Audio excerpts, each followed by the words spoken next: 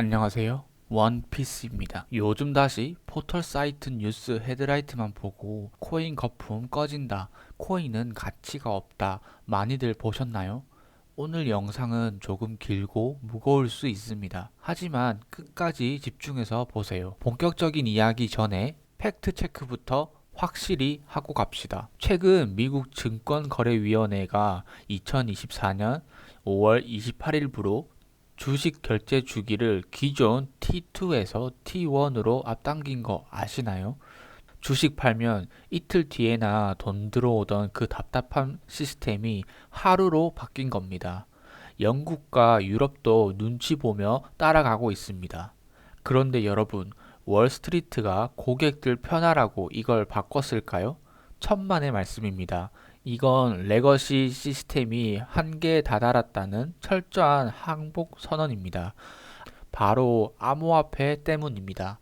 그래서 전 세계 자본시장이 블록체인 위에서 주식, 채권, 부동산을 토큰으로 쪼개서 0.1초 만에 거래하는 RWA 시대로 강제 이주를 시작했습니다. 그리고 시대의 흐름을 가장 빨리 읽는 천재들, 바로 일론 머스크, 미스터 비스트, 팔머 럭키, 비트마인이 기존 은행들을 밟고 올라서기 위해 동시다발적으로 크립토를 연동한 자신만의 은행을 차리고 있습니다. 오늘 이 판이 어떻게 뒤집히고 있는지 숨은 퍼즐 조각을 맞춰 드리겠습니다. 자, 첫 번째 의문입니다. 월가는 왜 T1 결제 단축과 함께 블록체인 기반의 RWA 도입을 하고 있을까요? 답은 간단합니다. 기존 금융 시스템은 장부 맞추기의 연속입니다. 내가 A 주식을 팔면 증권사, 예탁결제원, 은행, 청산소가 각자 자기들 장부를 수동으로 확인하고 돈을 보냅니다. 이 중간 과정에 들어가는 시간과 인건비, 그리고 오류가 날 리스크가 어마어마합니다. 하루 24시간, 1년 365일 초 단위로 돌아가는 글로벌 자본시장을 구식 시스템이 감당할 수 없었습니다. 그들의 궁극적인 목표는 T0, 즉 실시간 동시 결제입니다. 이걸 하려면 어떻게 해야 할까요? 예탁결제원 같은 중간자 없이 자산 자체를 블록체인 위에 토큰으로 올려버리면 됩니다. 그러기 위해서는 서로 동일한 통신 규약을 사용해야 합니다. 즉, 데이터를 서로 주고받을 때 동일한 데이터 값을 서로 주고받아야 합니다. 바로 ISO 20022입니다.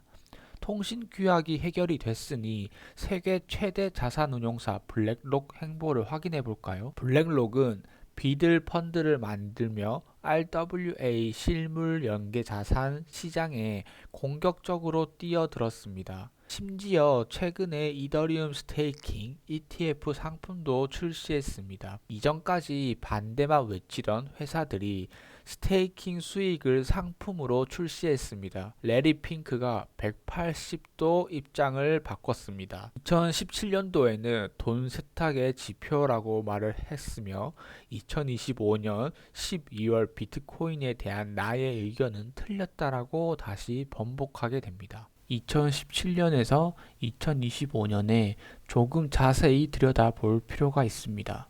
블랙록은 이미 2015년에 블록체인 워킹그룹 비밀 조직을 결성하고 기술을 뜯어보고 있었습니다. 그리고 2017년 돈 세탁의 지표라는 연막탄을 발언을 하고 2018년도 레리 핑크의 태세 전환을 하게 됩니다. 비트코인을 공부하고 있지만 가상화폐의 큰 수요는 보지 못했다. 그리고 현재 그들의 태도들을 보면 ISO 20022 통신 규약이 승인이 나서 태도를 바꿨을까요? 아닙니다. 이미 도입 준비가 끝난 상태이기 때문에 그들이 주장을 바꾼 겁니다. 대학생 개발 프로젝트도 아니고 세계적으로 손에 꼽히는 그들이 철저히 준비를 끝마쳤기 때문입니다. 그리고 현재 대한민국은 다소 뒤처진 감은 있지만 2026년 2분기까지 ISO 20022 도입 예정입니다. 그중 미래에셋 그룹이 트렌드에 매우 잘 적응하고 있습니다. 미래에셋 그룹은 추후 영상으로 만들도록 하고 다음 본론으로 넘어가도록 하겠습니다. 자, 거대 자본이 RWA로 인프라를 깔고 있다면 개인 소비자 시장, 즉 우리의 지갑은 누가 타겟팅 해올까요? 바로 테크 거물과 크리에이터들입니다. 이들의 행보에 암호화폐가 연동되면 당장 타격을 입는 건 전통은행을 넘어 비자와 마스터카드 같은 글로벌 경제망입니다. 먼저 일론 머스크의 엑스머니를 볼까요?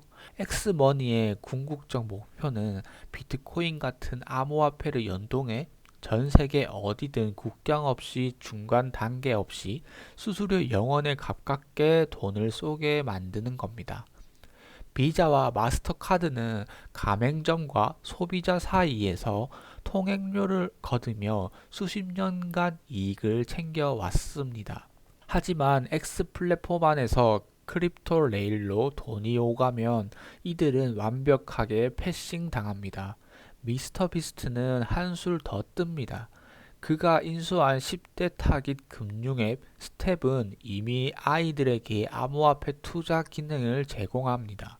마지막 정점, 팔머러키의 에레보르 은행. 이 은행의 암호화폐 친화적 행보를 자세히 봐야 합니다. 대차 대조표의 가상자산을 직접 보유하며 스테이블 코인 거래소와 가스비 결제에 활용한다고 명시되어 있습니다. 또한 암호화폐 담보대출을 통해 전통 은행들이 취급하지 않은 암호화폐 자산을 담보로 인정하고 대출을 내주는 것이 이들의 핵심 비즈니스 모델입니다. 그리고 24시간 블록체인 기반 결제망을 연동해서 서비스를 운영할 예정입니다. 그럼 여기서 판이 어떻게 커지는지 종합해 봅시다. 블랙록 같은 거대 운용사가 밀고 있는 RWA와 테크 거물들의 암호화폐 은행 진출은 향후 어떤 식으로 폭발적인 시너지를 낼까요? 이 구조를 이해해야 넥스트 메타가 보입니다. 첫째, 역할 분담의 완벽화입니다. 블랙록은 물건을 따오는 도매상입니다. 전 세계의 국채, 주식, 부동산을 토큰으로 만들어 이더리움 블록체인 위에 뿌립니다. 그럼 이걸 누가 사고 팔까요? 바로 안도릴 창업자 팔머러키의 에레보르 은행 같은 웹3 친화적 기업은행, 그리고 머스크의 엑스머니에 접속한 수억 명의 개인들입니다. 방점을 찍는 비트마인과 에이티코의 보안 인증 장악입니다. 앞서 제가 비트마인이 왜 에이티코를 1억 2,500만 달러에 샀는지 설명해 드렸죠. 이 거대한 RWA와 웹3 금융 생태계가 이더리움 위에서 미친 듯이 올라갈 때 가장 큰 치명타는 무엇일까요? 바로 AI 복과 딥페이크에 의한 금융 사기 및 시스템 조작입니다. 트마이는 이더리움 생태계 자체가 차세대 글로벌 결제망이 될 것을 확신하고 이 네트워크의 검증과 보안을 장악하기 위해 에이티코의 인간 증명 인프라를 통째로 샀습니다.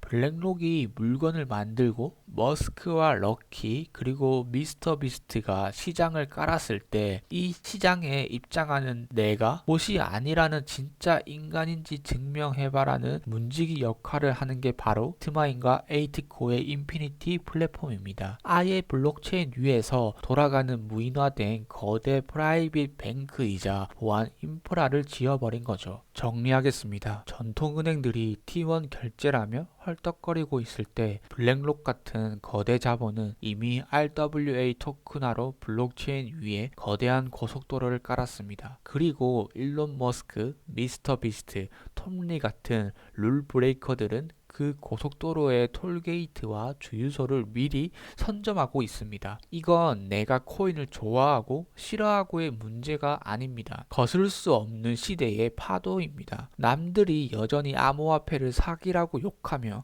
뒤처진 전통 금융만 쳐다볼 때 진짜 가짜 돈의 흐름은 완벽하게 새로운 인프라로 넘어가고 있습니다. 당장 오늘 접한 뉴스나 유튜브 영상들, 내 앞에 있는 나무 한 그루만 보는 게 아니라 중간중간에 있는 나무들을 보면서 결국 숲을 볼 수 있는 힘을 길러야 합니다. 요즘 얼마나 감정 휘둘리기 좋은 시기인가요? 전쟁, 에너지, 패권 싸움 등에 절대 휘둘리지 마세요. IMF나 금융위기 발생 당시에도 돈을 번 사람들은 있었습니다. 불안한 빈 마음을 학습을 통해 채워나가며 흩어진 조각들을 한 조각 한 조각 맞춰 나가며 남들이 보지 못한 흐름을 봐야 살아남습니다. 오늘의 퍼즐 한 조각이 좋으셨다면 구독과 좋아요 눌러주시고 궁금한 사항은 댓글로 남겨주세요.